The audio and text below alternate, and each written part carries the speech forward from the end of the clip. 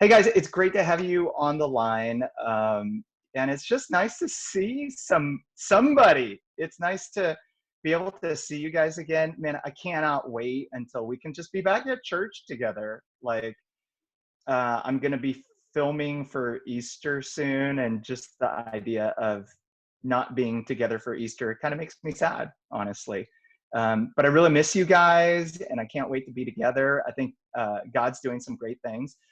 I want to start out by saying, like, somebody asked me relatively recently, how long do you think the church is going to be shutting down for? And I said, man, the church isn't shutting down. The church is just ramping up during this part.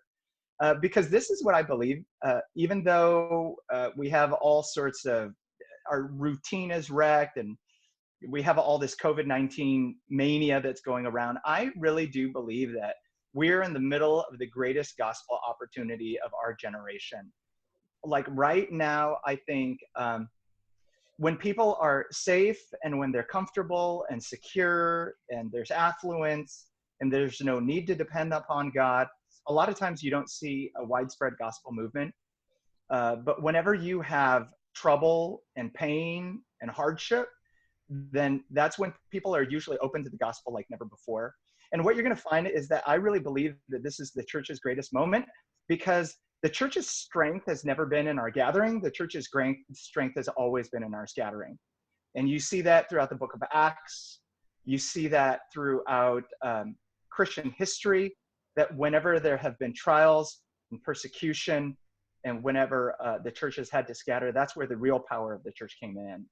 And so you guys probably know this, that there have been people who have watched our services online, who have even accepted Christ, that would, at least in my own human thinking, would never grace the four walls of a church for whatever reason.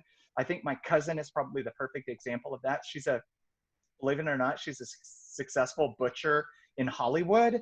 And she really felt no need for God. But the first time we went online that first week, you know, her name popped up on the Facebook Live, and I thought to myself, praise the Lord. I mean, this is not a good situation by any stretch of the imagination, but praise the Lord that God is doing something to get through to her. Now, at the same time, what we're going to find is that we are in a pretty interesting circumstance, aren't we? So what I want to do is talk about something called the Stockdale Principle. So raise your hand if you have ever read the book Good to Great by Jim Collins. I'm on the conference Now, pastor. sorry, whoever you are, if you could just mute your microphone, that would be fantastic. Thank you. How many of you have ever read the business book Good to Great? Jim Collins, it came out, I don't know, like 10, 15 years ago. If you have not read Good to Great, I mean, that is just a fantastic book. And in the beginning of the book, he talks about something called the Stockdale Principle, and it was based upon, or the Stockdale Paradox. And it was based upon somebody named Admiral James Stockdale. Admiral James Stockdale was the highest ranking official who was held in a Vietnamese POW camp during the Vietnam War. And I think he was held there for like 8 years or something like that. He was just an American hero. He refused to be, when they had tortured him, he refused to go on Vietnamese camera as being fairly and justly treated. When the POWs were unable to, or not allowed to communicate with each other in the POW camp, Jim Stockdale came up with a way of communication. Like, he came up with their own form of Morse code that the prisoners would be able to tap out code to each other in order to communicate with one another. And somebody was interviewing James Stockdale after he got out, and they said, Admiral Stockdale, how is it that you got out and you lasted 8 years in a Vietnamese prison camp? And how is it that other people didn't last so long?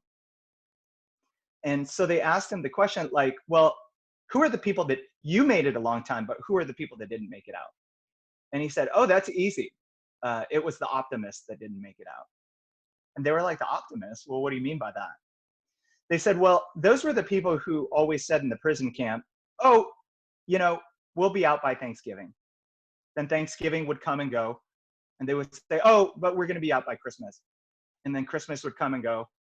And they would say, oh, but we're going to be out by Easter. Easter would come and go. And he said that those people eventually ended up dying of a broken heart more than anything else. And then in the book, this is how they define the Stockdale paradox. He ended up saying this, that you must never confuse faith that you will prevail in the end, which you can never afford to lose, with the discipline to confront the most brutal facts of your current reality, whatever they might be. Let me read that one more time, because I think especially we as Christians, we have a tendency to be very optimistic, and so we should be. You know, we know the end of the book, and we know that God wins. We know that evil will never triumph over good. But at the same time, that could be potentially a long-term perspective. But Stockdale has a good long-term and short-term perspective, where he says this, that you must never confuse faith that you will prevail in the end, which you can never afford to lose, with the discipline to confront the most brutal facts of your current reality, whatever they might be. Even in the Bible, you see this. Hananiah, out in exile, was saying, hey, this is only going to last a couple years. Jeremiah said, no, this is going to last 70 years. And so here's what we need to do. We need to plant vineyards, and we need to build houses where we are. And here's the current reality of our situation. I wanted to make sure that you guys heard this from me too, because there's probably a lot of conjecture about, like, well, do we have to follow CNUSD, and how long do we have to cancel, and all of these different things.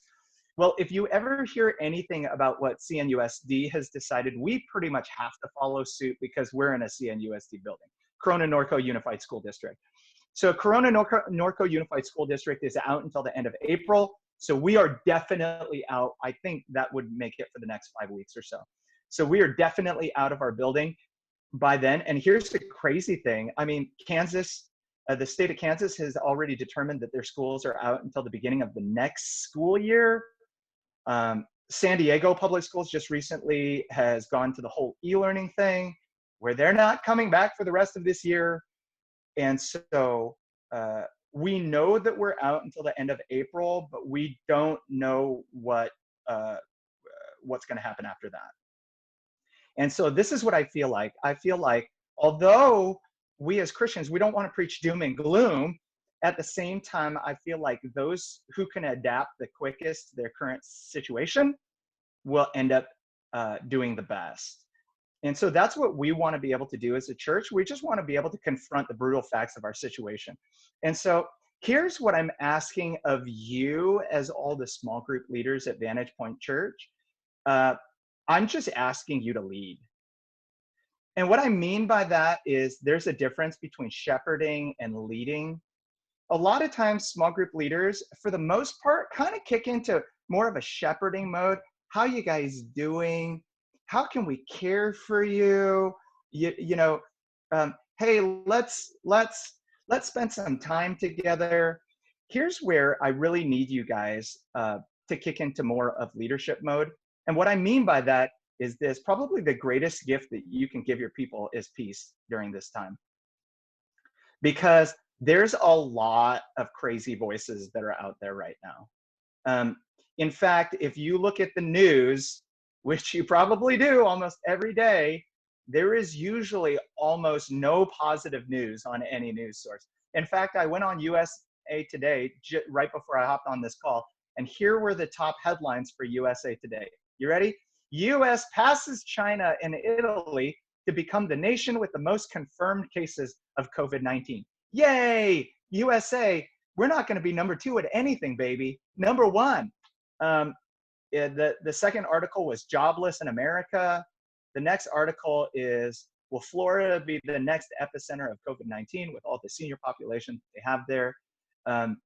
This is what people say, that as bad as COVID-19 is going to be, many people are predicting that more people will end up dying of suicide than COVID-19 because of the rate of depression, because of just having cabin fever.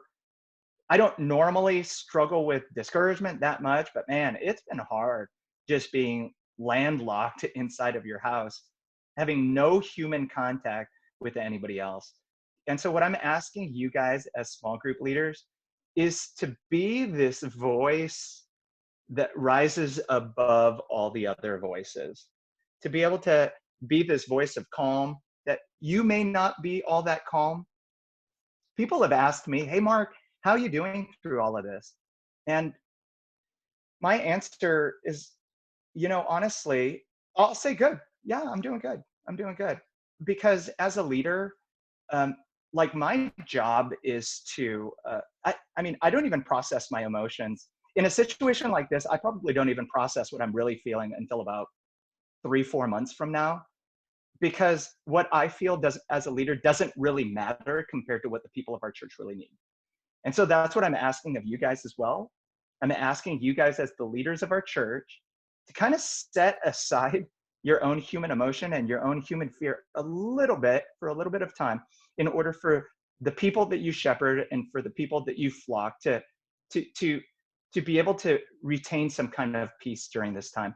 And so here's what I'm asking you as well. Many of you have already done this, but I'm asking you to keep your small group. And I know that there's some small groups that aren't meeting this time, and maybe you feel like the Zoom technology is too difficult or something like that. But all I want to say is this, that your people need you more than any other time right now, especially because they're inside, there's no human contact. All they all they're doing right now is reading bad news. Like the way that we're going to get through this is if they get if we're able to, the only way we can get through this is if we have each other. And you as the leaders of small groups, you not only represent the church, but like I hate to say this, but like you represent God as well. And what you don't want to do during our people's greatest time of need is you don't want to say, "Hey guys, I know you're going through a hard time, but this technology thing is really tough to figure out. So I'll just end up seeing you in 3 months when hopefully you're doing a little bit better." So what I'm challenging you to do is what I've challenged the staff and what I've challenged myself to do, and that is this: just pastor well during this time.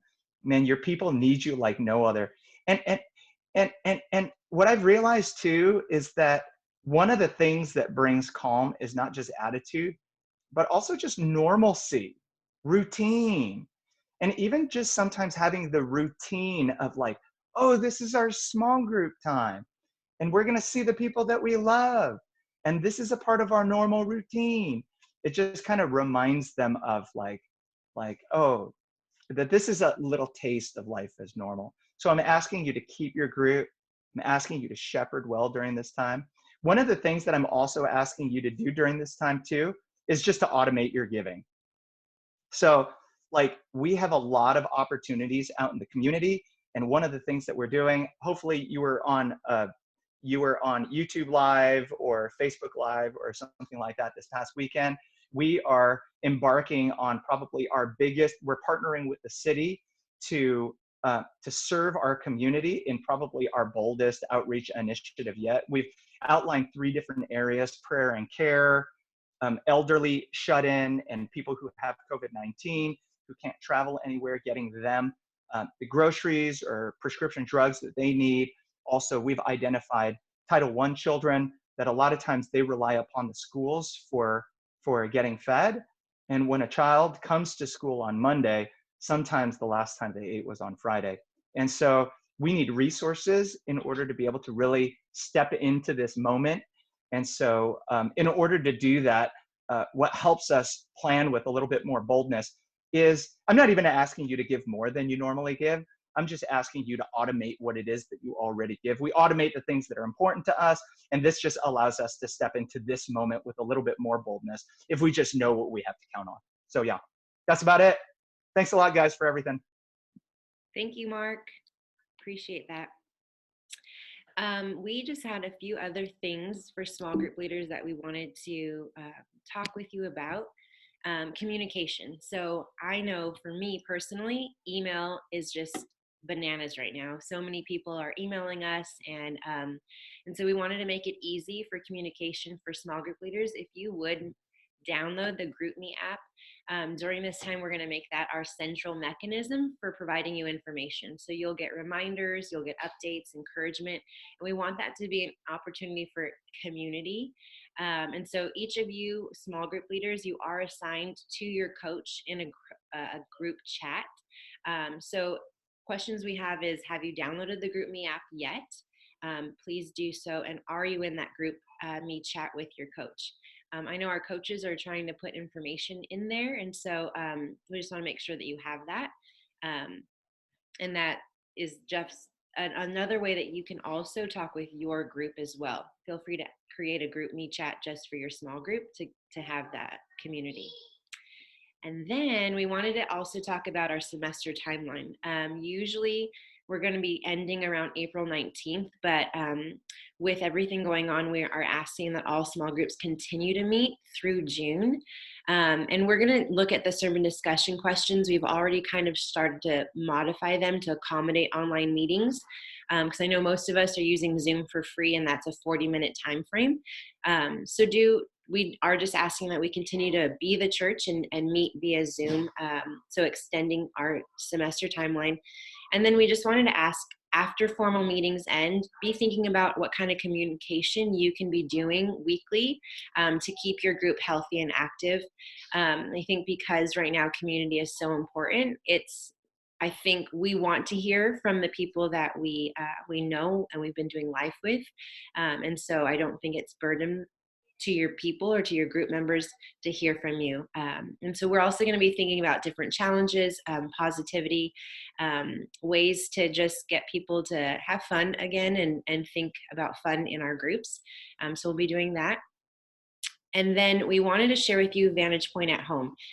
So we created a web page. I'm going to take you to that in a minute. I'm going to bounce out of this presentation and hop into. So from our website, you can go to Next Steps, Community.